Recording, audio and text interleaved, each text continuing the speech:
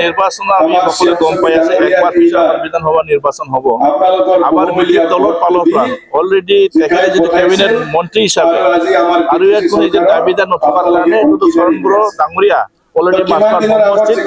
বিধায়ক হিচাপে তেখেতক আমি মানে পাবলৈ মানে বিচাৰিছো আকৌ তেখেতে অলৰেডি মানে টিকিট পাবই ইয়াত কোনো দাবিদাৰ নাই না ইয়াতো নাই আপোনালোকে সকলোৱে জানে তেখেতে যি ধৰণৰ কাম কৰিছে আমাৰ মাছপাট সমষ্টি হিচাপে মানে ৰাইজে যথেষ্ট গম পায় আৰু যথেষ্ট উন্নয়ন হৈছে তেখেতৰ নেতৃত্বত মানে সকলো মানে দিগত যদি চাব যায় যথেষ্ট তেখেতে কাম কৰিছে ইয়াত ৰাইজে তেখেতৰ ওপৰত এটা বিশ্বাস আছে ভাল বিপুল ভোটত তেখেতে আকৌ জিতে 15টা আপোনাৰ এমএলএ এলসি আছে কিন্তু আপোনাৰ যোনটো মাছপাট এইটো মজবুৰ বুলি এটা আমি গম পাওঁ মানে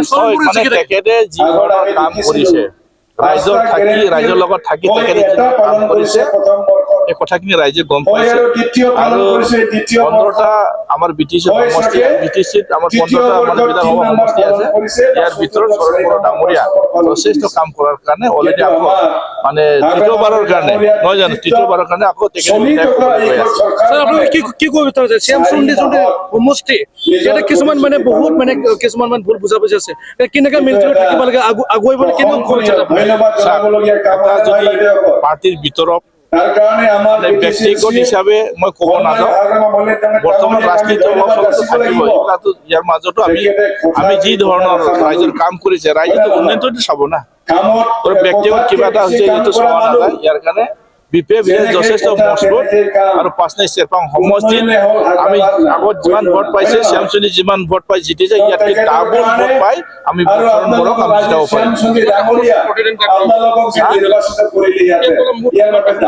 এইটো হাইকমাণ্ডে এইটো সিদ্ধান্ত ল'ব